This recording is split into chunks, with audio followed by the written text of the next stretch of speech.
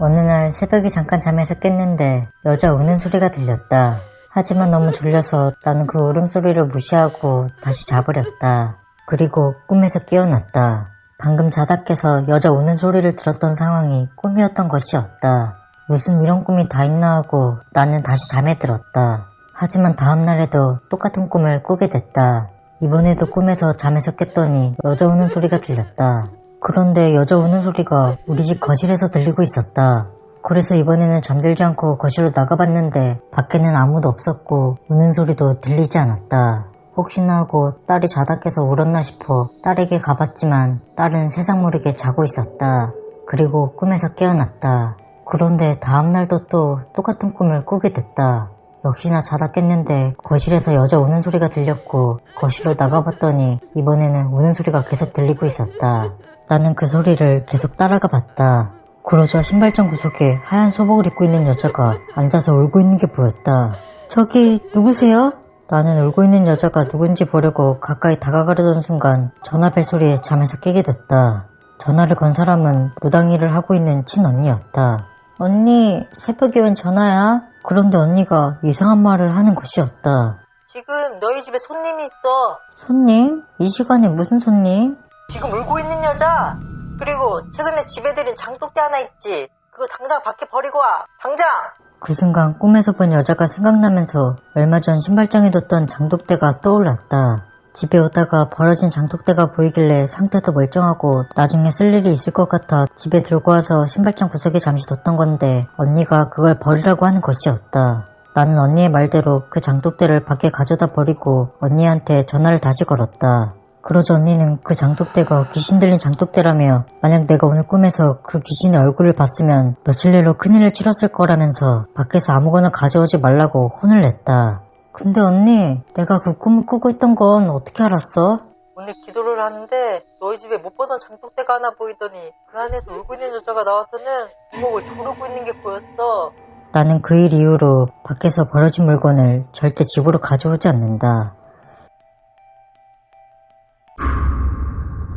내가 다녔던 고등학교가 엄청 오래된 학교였다 보니 밤이 되면 학교 앞 동상들이 움직인다. 우리 학교가 예전에는 공동묘지터였다. 밤마다 귀신이 나온다는 등 학교를 둘러싸고 각종 무서운 전설들이 많았다. 그중 고등학교 3학년 때 학교에서 꼬마 귀신을 보면 수능이 대박난다는 전설이 있었다. 그래서인지 고3 언니 오빠들은 그 꼬마 귀신을 보고 싶어 했다. 그러다 어느새 시간이 흘러 나도 수능을 준비하는 고등학교 3학년이 됐다. 나는 당시 기숙사에서 생활을 했는데 그날은 기숙사 안에 있는 작은 독서실에서 룸메이트랑 밤늦게까지 공부를 하고 있었다. 그런데 그날 룸메이트가 몸이 안 좋은지 먼저 방에 들어가겠다고 했다. 나 머리가 너무 아파서 그런데 먼저 들어가서 자야 될 것 같아. 많이 아파? 약 먹고 얼른 자. 나도 조금만 더 공부하다 갈게. 그렇게 나 혼자 독서실에나마 공부를 하다가 슬슬 잠이 오는 것 같아 룸메이트가 가고 나서 1시간 정도 뒤에 나도 방으로 들어갔다. 그때 우리 기숙사는 2인 1실이었고 2층 침대를 사용했는데 룸메이트는 1층을 사용했고 나는 2층을 사용했다. 방에 들어가자 방불이 다 꺼져 있길래 룸메이트가 자는데 방해되지 않게 조심조심 방 안으로 들어갔다. 그렇게 침대에 도착해 2층으로 올라가려고 침대 사다리를 올라타려는데 1층 침대에서 뒤척이는 소리가 들렸다. 어? 나 때문에 깼어? 그런데 룸메이트가 대답을 했는데 아이의 목소리가 들렸다. 아니, 나는 친구가 감기에 걸려서 목소리가 잠긴 줄 알았다. 응, 어서 자. 푹 자야 내일 안 아프지. 그러고서 2층 침대로 마저 올라갔는데 갑자기 방문이 열리면서 룸메이트가 들어오는 것이었다. 너 누구랑 얘기해? 어? 너 침대에 누워있던 거 아니었어? 나 양치하고 왔는데? 그럴 리가. 설마 하고 1층 침대를 다시 봤는데 1층 침대에는 아무도 없었다. 그 순간 아까 들었던 아이의 목소리가 생각나면서 학교 전설 속 꼬마 귀신이 생각났다. 내가 피곤해서 잘못 들은 건지 아니면 진짜 꼬마 귀신을 만났던 건지 헷갈렸다. 결국 피곤해서 잘못 들은 거라고 생각하고 그날의 일은 넘겨버렸다. 하지만 신기한 건 그 후 몇 달 뒤에 수능 시험을 보게 됐는데 내 예상보다 성적이 잘 나와서 가고 싶었던 대학교에 입학할 수 있었다는 것이다.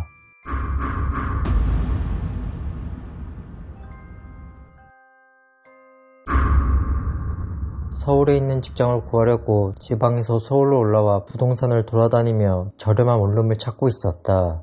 하지만 서울에서 내 지갑 사정으로 방을 찾는 건 정말 어려운 일이었다. 그렇게 부동산 이곳저곳을 전전하다가 지칠 때쯤 전봇대에 붙어있는 전단지 하나가 눈에 들어왔다. 와, 여기는 방이 2개인데 원룸보다 월세가 싸네? 전화 한번 해볼까?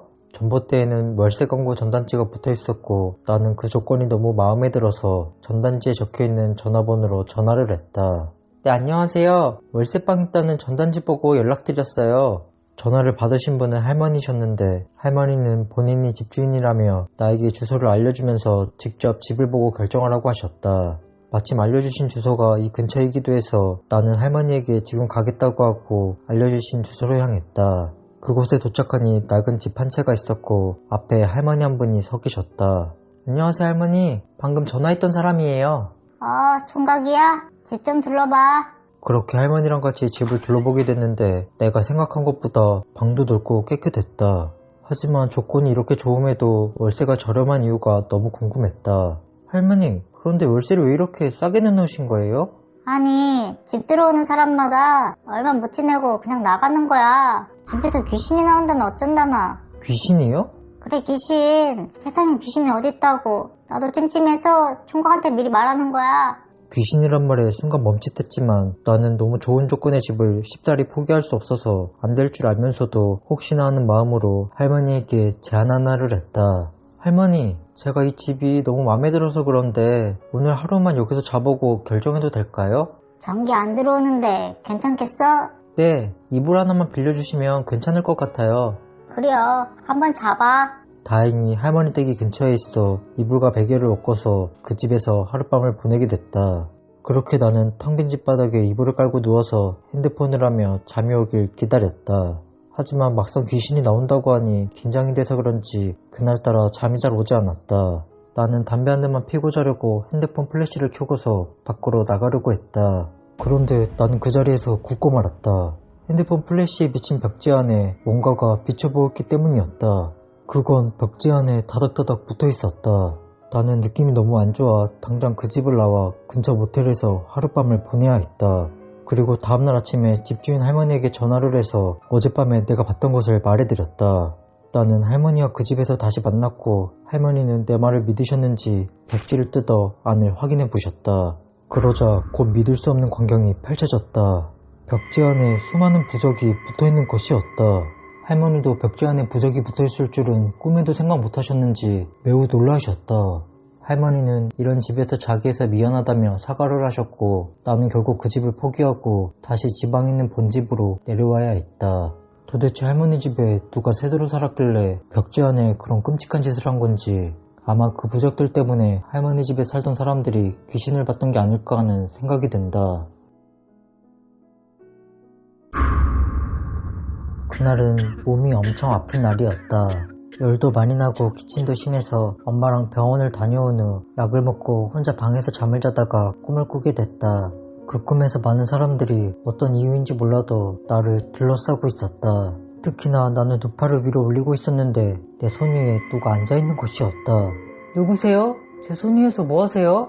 저기요, 팔 아파요. 얼른 내려오세요. 내려오시라고요. 하지만 그 사람은 미동도 하지 않았다. 팔도 내려보려고 했지만 내 두 팔은 위로 뻗은 채 움직여지지 않았다. 그렇게 나는 많은 사람들에게 둘러싸인 채 두 팔을 위로 뻗고 손 위에 누군가를 앉혀놓은 기이한 상황 속에서 내 손에서 내려오라고 소리를 치다가 잠에서 깨게 됐다. 그런데 정말 이상했던 건 잠에서 깼는데도 불구하고 꿈에서 느꼈던 느낌이 계속 느껴지는 것이었다. 왜 그러나 싶어 상황 파악을 해보니 내가 누워있던 게 아니라 몸을 일으킨 채 두 팔을 머리 위로 들고 있었다. 내가 팔을 내리고 싶어도 팔이 내려가지 않았다. 무엇보다 손 위에 뭐가 있는 듯 묘한 무게감이 느껴졌다. 엄마! 팔이 안 내려가! 무슨 소리야? 팔이 안 내려간다고! 밖에 있는 엄마에게 도움을 요청하자 엄마가 놀라서 방으로 오셨다. 너 뭐하고 있어? 팔이 안 내려간다니까? 엄마, 근데 내 손 위에 뭐 있어? 아니, 아무것도 없는데? 그래? 손에 뭐가 있는 것 같은데 이상하네. 아무튼 팔 좀 빨리 내려줘. 엄마는 강제로 내 팔을 내리려고 하셨지만 팔은 그 상태로 굳은 것처럼 내려가지 않았다. 그렇게 엄마와 몇 분간의 실랑이를 하고서야 내 팔은 언제 그랬냐는 듯이 자연스럽게 내려갔다. 그때는 분명 내 손 위에 뭔가 있는 것처럼 무게감이 느껴졌는데 팔이 내려가자마자 그 느낌이 사라졌다. 그렇게 그 일이 하나의 해프닝으로 잊힐 때쯤 어느 날 혼자 길을 걷고 있는데 깃털 하나가 하늘에서 내려왔다. 나는 아무렇지 않게 손바닥을 펼쳐서 내 손 위로 깃털을 내려앉게 했다. 그런데 깃털이 내 손바닥에 닿는 순간 온몸에 소름이 돋았다. 그날 두 팔을 올렸을 때 느꼈던 익숙한 무게감이 그대로 느껴졌다. 그러면서 팔이 한 번 더 살짝 굳어졌다가 풀리는 기이한 현상도 겪었다. 그러자마자 이런 생각이 들었다. 그날 내 손 위에 귀신이 있었고 어쩌면 귀신의 무게가 깃털이랑 비슷한 무게일지도 모르겠다고.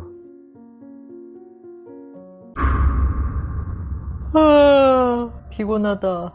지금 시간은 새벽 2시 23분. 집에서 자던 중에 서울 본사에서 긴급 호출이 오는 바람에 지방에서 서울로 급하게 운전해서 가는 중이다. 이놈의 회사는 무슨 사람을 이 새벽에 서울로 부르는 거야. 진짜 이번 주 로또만 당첨돼봐. 당장 회사 그만두고 만다. 나는 한참 회사 욕을 하면서 조용히 다가오는 졸음을 쫓아냈다. 그렇게 운전한 지 1시간이 넘었을 때쯤 자다 깨서 운전을 해서인지 하품이 끊임없이 나오기 시작했다. 볼도 꼬집어보고 큰 소리로 노래도 불러봤지만 잠이 깨는 것도 잠시 한없이 내려오는 눈꺼풀을 주체할 수 없었다. 그러다 고속도로를 벗어나 어느 산길에 진입했는데 큰 나무 앞에 새하얀 옷을 입은 여자가 서 있는 게 보였다. 뭐야 저 여자? 이 시간에 저기서 뭐 하는 거지? 평소 같았으면 그 여자를 지나쳤을 텐데 그날은 이상하게 그냥 지나치면 안 될 것 같은 느낌이 들어 그 여자 옆에 차를 세웠다. 그리고서 창문을 열어 그 여자에게 말을 걸었다. 저기요, 괜찮으세요? 혹시 도움 필요하신가요? 그러자 여자가 서서히 내 차 쪽으로 오더니 한참을 차 옆에 가만히 서 있다가 갑자기 차 안으로 얼굴을 들이미는 것이었다. 그런데 여자의 얼굴이 엄청 흉측했다. 얼굴 전체가 피범벅에 눈은 초점이 없었고 여기저기 상처투성이었다. 으악 깜짝이야. 저기요, 사고 나셨어요? 제가 119 불러드릴 테니까 잠시만 기다리세요. 그런데 그때 그 여자가 입을 열었다. 아저씨, 살고 싶어요? 죽고 싶어요? 여자의 뜬금없는 질문에 나는 잠시 멍 때릴 수밖에 없었다. 저야 당연히 살고 싶죠. 근데 그건 왜요? 그럼 여자의 귀가 찢어질 듯한 괴성에 나는 정신이 번쩍 들었고 내 바로 앞에 큰 나무가 보이길래 일단 브레이크부터 밟았다. 조금만 늦었으면 산길에 있던 나무에 차를 박을 뻔했던 상황이었다. 이게 무슨 일인가 싶어 차를 안전한 곳에 세우고 상황을 정리해보니 내가 방금까지 졸음운전을 하면서 꿈을 꿨던 것이었다. 하늘에 구멍이 뚫린 것 마냥 비가 많이 내리던 어느 날이었다. 그날 학교에서 선생님이 무서운 얘기를 하나 해주셨다. 선생님이 무서운 얘기 하나 해줄게. 어떤 남자랑 여자가 고깃집을 갔는데 그 고깃집이 좀 이상하더래. 사람들이 고기 위에 상추를 싸서 반대로 쌈을 싸먹고 있었다는 거야. 그걸 본 남자가 여자한테 귀신은 사람이 하는 걸 반대로 한다며 저 사람들은 귀신일 거라고 고깃집에서 빨리 나가자고 했어. 그러자 여자가 우와, 그걸 어떻게 알았어? 라고 놀라면서 손등으로 박수를 쳤대. 선생님이 해주신 이야기에 우리 반 애들은 모두 소름 돋아 있다. 나 역시도 선생님이 얘기해준 무서운 이야기가 인상 깊었는지 그날 하루 종일 친구들이랑 손등으로 박수를 쳤다. 그렇게 학교를 마치고 바로 학원으로 가서 밤 12시까지 수업을 들었다. 피곤한 몸을 이끌고 학원을 나오니 비는 아직도 계속 내리고 있었다. 아, 빨리 집에 가서 자고 싶다. 나는 얼른 학원 본고차에 올라타 집으로 향했다. 집에 도착하니 부모님은 다 주무시는지 방 불이 다 꺼져 있었다. 나는 부모님이 깨지 않게 조용히 내 방 안으로 들어가 옷을 갈아입고서 대충 씻고 나와 내일 또 학교를 가기 위해 침대에 누워 눈을 감았다. 그 사이 창문에서 들리는 빗소리는 더욱 굵어졌고 어느새 천둥 번개까지 치기 시작했다. 나는 너무 피곤한데도 천둥 번개가 칠 때마다 깜짝 놀라는 바람에 잠을 설칠 수밖에 없었다. 그러다 어느 순간 잠이 든 것 같은데 이상하게 내 정신은 깨어 있었다. 그때 내 방으로 누군가 들어오는 인기척이 느껴졌다. 엄마나 아빠인가 싶어 눈을 살짝 떠보니 처음 보는 여자가 내 방문 앞에 서 있는 것이었다. 마음 같아선 부모님이 계신 안방으로 도망가고 싶었지만 내 몸은 움직여지지 않았다. 어쩔 수 없이 나는 눈을 꼭 감고 자는 척을 하기로 했다. 하지만 그 여자는 내 바로 옆에 왔는지 여자의 숨소리가 피부로 느껴졌다. 나는 살고 싶은 마음에 혼잣말을 계속 속삭였다. 제발 살려주세요. 제발 살려주세요. 제발 살려주세요. 그러자 여자도 나에게 속삭였다. 요새지르세발제, 요새지르세발제, 요새지르세발제. 그 여자는 내 말을 거꾸로 말하고 있었다. 나는 그 말을 듣자마자 기절을 했는지 정신을 차려보니 다음날 아침이었다. 엄마에게 지난밤 귀신을 본 것 같다고 얘기를 했더니 엄마는 내가 그날 학교에서 무서운 얘기를 들은 게 기억에 강하게 남는 바람에 꿈과 이어진 거라고 크게 신경 쓰지 말라고 하셨다. 하지만 꿈이라고 하기엔 너무 생생했고 기괴한 경험이었다. 제발 살려주세요. 요새지르세발제. 초등학생 때 친구네 집에 놀러 갔다가 겪은 일이다. 당시 친구네 집은 우리 동네에서 제일 오래된 아파트였다. 그만큼 아파트가 전체적으로 낡았고 분위기도 굉장히 으슥하고 칙칙했다. 특히 엘리베이터를 탈 때가 가장 무서웠는데 엘리베이터도 낡았는지 탈 때마다 덜컹덜컹 흔들리고 끼익끼익 소리가 났다. 그래서 집에 갈 때는 친구가 엘리베이터를 같이 타주곤 했다. 그날도 나는 친구네 집에서 놀고 있었고 어느새 밖이 어둑어둑해져서 집에 가려고 했다. 나 이제 집에 가야 될 것 같아. 그럼 조금만 기다려줄래? 나 똥 마려. 아니야, 오늘은 나 혼자 엘리베이터 타고 갈게. 그럴래? 그럼 내일 학교에서 봐. 그렇게 나는 친구 집을 나와 엘리베이터를 타고서 아무렇지 않게 1층 버튼을 눌렀다. 그런데 엘리베이터가 내려가질 않는 것이었다. 왜 엘리베이터가 안 내려가지? 망가졌나? 그러다 갑자기 누르지도 않은 F층으로 내려가더니 엘리베이터 문이 열렸는데 밖에 연기가 가득 차 있었다. 그리고 그 연기 사이로 엄청 큰 낯을 든 검은 옷을 입은 사람이 나타났다. 나는 너무 놀라서 미친듯이 닫힌 버튼을 누르고 비상벨 버튼도 눌러봤지만 엘리베이터 문은 닫힐 생각을 하지 않았다. 그래도 포기하지 않고 닫힌 버튼과 비상벨 버튼을 계속 눌렀다. 그러자 검은 옷을 입은 사람이 낯을 휘두르려고 하는 것이었다. 나는 그 모습에 진짜 죽는 건가 싶어 기절하고 말았다. 얼마 뒤에 정신을 차려보니 나는 엘리베이터 바닥에 쓰러져 있었다. 그리고 내 앞에 경비 아저씨께서 나를 깨우고 계셨다. 꼬마야, 이제 정신이 좀 드니? 나는 경비 아저씨에게 정신이 없는 와중에도 기절하기 전에 본 검은 옷을 입은 사람에 대해 말했다. 아저씨, F층에 이상한 아저씨가 큰 낫을 들고 저를 죽이려고 했어요. 하지만 경비 아저씨는 내 말을 믿어주지 않았다. 왜냐하면 경비 아저씨가 엘리베이터 CCTV를 확인해봤는데 내가 엘리베이터를 타고서 얼마 안 있다가 갑자기 비상벨 버튼을 미친듯이 누르더니 그대로 기절했다는 것이었다. 나는 그 후로 그 친구 아파트 근처에는 절대 얼씬도 하지 않았다. 그날 내가 친구네 집에서 나와 엘리베이터를 혼자 탈 때 낡은 엘리베이터를 무서워하던 공포감이 극에 달해 헛것을 봤던 건지 내가 겪었던 그 상황은 무엇인지 아직도 모르겠다. 나는 낚시를 좋아해서 낚시를 자주 가는 편이다. 그날도 와이프를 끌고서 밤낚시를 하러 간 날이었다. 우리는 밤늦게까지 낚시를 하다가 새벽이 돼서야 밥을 먹게 됐다. 그런데 하필 그날 낚시하러 간 곳이 취사가 안 됐다. 그래서 어쩔 수 없이 와이프랑 차를 타고 근처에 밥 먹을 만한 장소를 찾았다. 이번 층에 어디 밥 먹을 데 없나? 여보, 우리 그냥 길바닥에 앉아서 라면이나 끓여 먹을까? 저기 테이블이랑 의자가 있는데? 저기서 라면 끓여 먹자. 와이프가 발견한 곳은 테이블과 의자가 놓여있는 공터였다. 그런데 밤이라 그런지 분위기가 굉장히 임침했다. 주변에 가로등이 하나도 없었고 바로 옆은 강이 흐르는 공터였는데 테이블과 의자만 덩그러니 놓여있었다. 하지만 분위기가 음침한 걸 신경 쓸 겨를 없이 우리는 배가 너무 고픈 나머지 그곳에서 라면만 대충 끓여 먹고 다시 차에 탔다. 아, 배부르다. 이제야 살 것 같네. 우리 낚시하러 다시 갈까? 그래, 낚시 가고 가자. 나는 다시 낚시터로 가려고 주차한 차를 빼기 위해 아무렇지 않게 후진을 했다. 그런데 후진 끼워놓고 엑셀을 밟자마자 차 바로 뒤에 뭐가 있는 것처럼 후방 감지센서 경고음이 강하게 울리는 것이었다.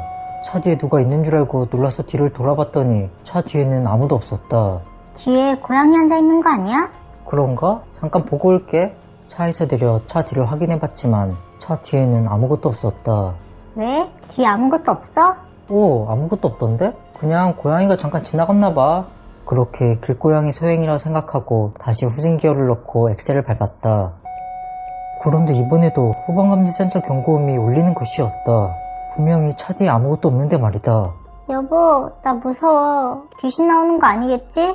나는 와이프가 너무 무서워하길래 계속 울리는 경고음을 무시하고 급하게 후진해서 차를 뺀 뒤 그 공터를 빠져나왔다. 경고음은 공터를 빠져나와서야 멈췄다. 그렇게 사람이 있을 만한 곳으로 정신없이 달리다가 졸음 쉼터가 보이길래 그곳에 잠깐 차를 세우고서 와이프를 안심시켰다. 후방감지 센서가 오래돼서 망가져서 그런 거니까 너무 무서워하지 마. 그렇겠지? 그래도 한 번 더 후진해보면 안 돼? 나는 다시 후진기어를 넣고 엑셀을 밟았다. 그런데 경고음이 아까와는 다르게 정상적으로 나는 것이 없다. 그래도 그날의 후방감지 센서가 잠깐 오작동을 일으킨 것이라 생각하고 낚시를 뒤로 한 채 집으로 왔다. 하지만 그 일이 있고 5년이란 시간이 지났는데도 자동차 후방감지 센서가 오작동을 일으킨 적이 없는 걸 보면 그날 내 차 뒤에 사람 눈에 안 보이는 무언가가 서 있었던 것 같다.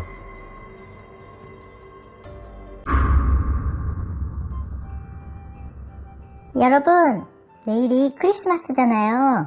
그래서 오늘은 다 같이 울면 안 돼라는 크리스마스 노래를 배워볼 거예요. 그럼 선생님이 먼저 불러볼게요. 울면 안 돼, 울면 안 돼. 산타 할아버지는 우는 애들에겐 선물을 안 주신대. 어때요? 쉽죠? 선생님! 미우야 왜? 뭐 궁금한 거 있어? 왜 울면 산타 할아버지가 선물을 안 줘요? 그러게, 왜 울면 선물을 안 줬더라? 그건 울면 나쁜 아이라서 그래요. 미우도 울지 말고 엄마 아빠 말 잘 듣는 착한 아이면 오늘 밤에 산타 할아버지가 크리스마스 선물을 주실 거예요. 와, 진짜요? 그럼 저 크리스마스 때까지 안 울 거예요. 그래요. 여러분도 미우처럼 울지 않고 씩씩한 착한 아이가 되기로 해요. 네. 미우야, 민수야, 엄마랑 놀이터 가자. 미우야, 엄마 잠깐 앞에 마트 좀 다녀올 테니까 동생이랑 놀고 있어. 싸우지 말고. 네, 알겠어요. 근데 엄마, 오늘 우리 집에 산타 할아버지 와요? 그럼 산타 할아버지 오시지. 작년에도 오셔서 우리 미우 인형 선물해 주셨잖아. 민수는 로봇 선물 받고 기억 안 나? 이번에도 오시겠죠? 오늘 밤에 미우랑 미스 자고 있으면 선물 놓고 가실 거야. 아마 지금 산타 할아버지 미우랑 민수 주려고 선물 고르고 계실걸? 그러니까 오늘 일찍 자. 아, 산타 할아버지 오신다.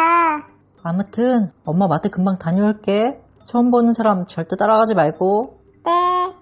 누나, 미끄럼틀 타자. 민수야, 내려오지 말고 거기서 기다리고 있어봐. 누나, 왜 기다리라고 한 거야? 민수야, 잠깐 눈 감아볼래? 왜? 뭐 있어?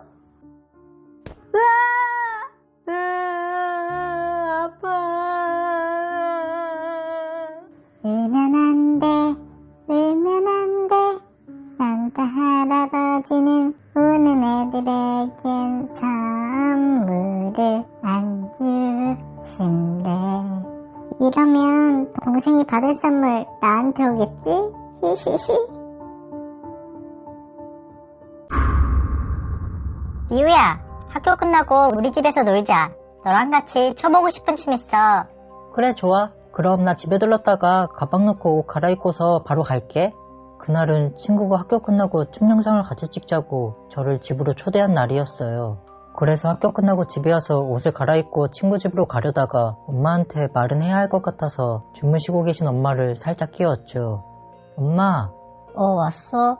엄마가 지금 몸이 안 좋아서 좀 자야 될 것 같아. 그럼 나 친구네서 놀고 올게. 그래, 놀고 와. 너무 늦게까지 있지 말고. 8시 전에 올게. 그렇게 저는 주무시는 엄마를 뒤로하고 친구네 집으로 출발했어요. 친구네 집에 도착해 친구랑 핸드폰으로 영상을 찍으면서 열심히 춤을 추고 있는데 친구네 집으로 전화 한 통이 걸려오더라고요. 집에 친구랑 저밖에 없었기에 친구가 전화를 받으러 갔죠. 여보세요? 집에 친구랑 같이 있지? 네, 미우야? 그래, 내가 미우 엄마인데 좀 바꿔줄래? 네, 잠시만요. 미우야, 너희 엄마가 바꿔달래. 우리 엄마가? 저는 놀라지 않을 수 없었어요. 엄마는 자고 있었을 것이고 또 제가 핸드폰이 있었기 때문에 굳이 친구 집으로 전화할 필요가 없었으니까요. 가장 결정적인 건 제가 친구네 집에서 논다고만 했지 정확히 어떤 친구라고 이름을 밝히지 않았기 때문이었어요. 일단 친구가 저희 엄마라고 하니까 얼떨결에 전화를 받았죠. 여보세요? 미우야. 그런데 전화기 너머로 처음 듣는 아줌마 목소리와 함께 제 이름이 들려오는 거예요. 엄마가 자다 일어나서 목소리가 잠겼나 싶었지만 뭔가 말로 설명할 수 없는 이질감이 들더라고요. 그래서 저도 모르게 존댓말이 나왔어요. 누구세요? 누구긴 누구야, 엄마지. 저희 엄마 집에서 자고 계시는데요. 무슨 소리야? 엄마 지금 쉬느니까 얼른 시내로 나와. 그리고 전화가 뚝 끊겼어요. 저는 너무 헷갈려서 진짜 엄마인가 싶어 제 핸드폰으로 엄마에게 다시 전화를 해봤어요. 통화음이 한참 울리다가 엄마가 전화를 받았어요. 딸. 하지만 엄마는 방금 전화 목소리와 정반대인 진짜 자다 깬 엄마의 목소리였어요. 저는 엄마의 전화를 끊고서 이게 무슨 일인가 생각하고 있는데 친구가 뭔가 이상했는지 저에게 물어보더라고요. 미우야, 왜 그래? 엄마가 지금 오래? 아니, 네가 전화 바꿔준 사람이 엄마가 아닌 것 같아서. 근데 내 이름을 알고 있어. 그래? 너희 엄마 아니었어? 이상하네. 그 아줌마가 집에 친구 있냐고 묻길래 나는 당연히 너 와 있으니까 미우 있다고 했는데. 그제야 전화를 건 사람이 제 이름을 알고 있던 이유를 알게 됐죠. 그 아줌마는 친구가 말해준 제 이름을 듣고 저희 엄마인 척을 한 것이었어요. 그날 제가 겪었던 것이 신종 보이스피싱 수법이었을까요? 도대체 그 아줌마는 모르는 집에 전화해 왜 그런 행동을 한 것인지 굉장히 찝찝했던 하루였습니다. 캠핑이 취미였던 나는 여름 휴가를 맞아 홀로 계곡으로 떠났다. 3시간 정도 운전해서 도착한 계곡에는 여름 휴가철이라 그런지 사람들이 많았다. 나는 먼저 텐트를 치기 위해 텐트 칠만한 자리를 탐색했다. 그때 괜찮은 곳이 눈에 들어왔는데 그곳에 이미 텐트 하나가 자리를 잡고 있었다. 혼자 온 만큼 웬만해선 혼자 있고 싶었지만 저만한 명당이 없을 것 같아 그 옆에 텐트를 쳤다. 내 옆 텐트에는 커플이었는지 텐트 안에서 젊은 남자와 여자의 목소리가 들려왔다. 나는 텐트를 다 치고서 캠핑 의자에 앉아 이곳저곳 사진을 찍으며 나만의 휴가를 즐겼다. 옆 텐트 커플은 텐트 안이 먹으리 좋은지 텐트 안에서 나오지 않고 계속 텐트 안에서 떠들고 있었다. 그런데 갑자기 하늘에서 비가 내리기 시작했다. 그리고 잠시 뒤에 호루라기 소리와 함께 내 쪽으로 안전요원이 왔다. 선생님, 지금 비가 와서 여기 계시면 위험합니다. 네? 저 온 지 얼마 안 됐는데 비 금방 그치지 않을까요? 제가 봤을 땐 금방 그칠 비가 아니에요. 계곡은 눈 깜짝할 사이에 물이 불어나서 얼른 대피하셔야 됩니다. 네, 알겠습니다. 금방 텐트 잡고 갈게요. 그런데 안전요원이 나에게만 대피하라는 말을 하고 옆 텐트에는 아무 말도 하지 않은 채 다른 곳으로 가는 것이었다. 그래서 나라도 말해주려고 옆 텐트로 갔다. 저기요, 지금 비가 많이 와서 당장 대피해야 된대요. 그런데 텐트 안의 커플은 내 말을 무시한 채 서로 떠들기만 했다. 저기요, 지금 당장 대피해야 된다니까요? 내가 한 번 더 말을 해봤지만 커플은 내 말을 계속 무시했다. 저는 위험하다고 분명 말했어요. 나는 이 말을 남기고서 차에 짐을 싣고 하룻밤 지낼 숙소를 찾아 이동했다. 안전요원의 말대로 비는 시간이 갈수록 거세졌다. 와, 비 진짜 많이 오네. 오늘 일기예보에서 분명 비 안 온다고 했는데 그러고 보니 옆에 있던 커플은 괜찮겠지? 텐트 열어서라도 말해줄 걸 그랬나? 뭐 잘 대피했겠지. 그렇게 그날 나는 근처 민박집을 구해 하룻밤을 보냈다. 다음날 집으로 가는 길에 어제 있었던 계곡에 가보니 밤새 비가 많이 왔는지 계곡의 물이 상당히 불어있었다. 만약 대피를 안 했다면 큰일 날 뻔했다. 그때 마침 어제 그 안전요원이 보였다. 나는 차에서 내려 고마움을 전했다.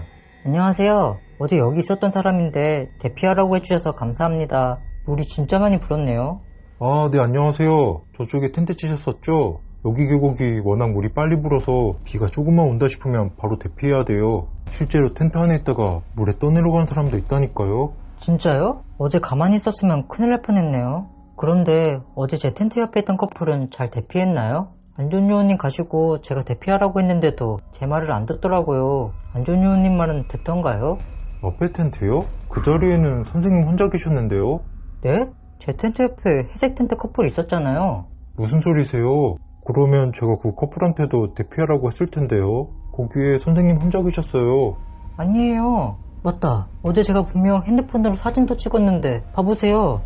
그런데 어제 내가 찍은 사진에 옆 텐트가 찍혀있지 않는 것이었다. 어? 뭐지? 분명 텐트 있었는데? 아이고, 귀신에 홀리셨나 보네요. 여기 계곡이 사람도 많이 오는 만큼 사고가 매년마다 터져요. 아무래도 여기서 사고 당하신 분을 보신 것 같네요. 저기요, 지금 비가 많이 와서 당장 대피해야 된대요. 저기요, 지금 당장 대피해야 된다니까요. 저는 위험하다고 분명 말했어요. 당시 고등학생 1학년이었던 나는 지각을 많이 하는 바람에 벌점이 쌓여 교내봉사 3일 징계를 받게 됐다. 그때 다른 반이었던 A라는 애랑 같이 교내봉사를 받게 됐는데 교내봉사 대부분은 학교 청소였다. 그 일이 있었던 날은 교내봉사 마지막 날이었다. 하필 비가 많이 오는 바람에 이유 없이 몸이 축축 처져서 청소고 보고 아무것도 하기 싫었다. 마침 감독관 선생님도 안 계시길래 나는 A를 꼬셔서 좀 쉬기로 했다. 야, 오늘 선생님도 안 계시는데 한두 시간만 좀 쉬다가 올까? 그럴까? 어디 숨어있을 만한 데 없나? 강당 창고 어때? 지금 강당 아무도 안 쓰잖아. 창고는 문 잠겨있지 않을까? 어제 청소할 때 보니까 문 열려있던데? 그렇게 우리는 강당 창고로 향했다. 창고에 들어서니 창고 특유의 습하고 음산한 기운이 온몸으로 느껴졌다. 우리는 널브러져 있는 의자를 아무거나 집어안고서 A는 낮잠을, 나는 핸드폰을 했다. 나 1시간만 잘 테니까 깨워줘. 깨워줄게. 한 10분 정도 흘렀을까. 한참 핸드폰 게임을 하고 있는데 무언가 내 등을 건드는 느낌이 들었다. 나는 당연히 A가 내 등을 건드린 거라고 생각하고 뒤에 앉아있는 A를 봤더니 A는 자고 있었다. 뭐지? 내가 잘못 느꼈나? 그냥 무시하고 계속 게임을 하는데 또 내 등을 건드는 느낌이 들길래 바로 뒤를 돌아봤지만 A는 여전히 자고 있었다. 나는 그때까지만 해도 A가 자는 척 연기를 하는 줄 알았다. 야, 장난치지 마. 안 자는 거 다 안다. A는 내가 말을 걸자 누가 봐도 자다 깬 얼굴로 나에게 짜증을 냈다. 아 뭐래. 잘 자고 있었는데. 너가 먼저 내 등 쳤잖아. 나 아니라고. A는 이 말을 하고서 다시 잤다. 자기가 먼저 장난쳐놓고 연기하고 있네. 라는 생각을 하고서 나는 다시 핸드폰 게임을 했다. 그런데 얼마 지나지 않아 갑자기 으슬으슬하고 뒷목에 소름이 돋더니 어깨가 뭐에 눌린 듯이 뻐근한 느낌이 들었다. 그와 동시에 A가 눈을 살짝 뜬 채로 끙끙대면서 앓는 소리를 내기 시작했다. 나는 A를 당장 깨워야겠다 싶어 A의 몸에 손을 대자마자 A가 벌떡 일어나더니 여기서 당장 나가자며 나를 끌고 창고를 나가는 것이었다. 야, 갑자기 왜 그래? 아무 말 하지 말고 일단 나와. A는 아까 청소하던 곳까지 나를 끌고 가서야 창고 안에서 있었던 얘기를 해줬다. 야, 나 아까 창고에서 자다가 갑자기 이상한 기분이 들어서 잠깐 깼거든? 근데 몸이 안 움직이는 거야. 그래서 막 움직이려고 하다가 눈을 살짝 뜨게 됐는데 웬 시꺼먼 형체들이 네 몸을 휘감고 있었어.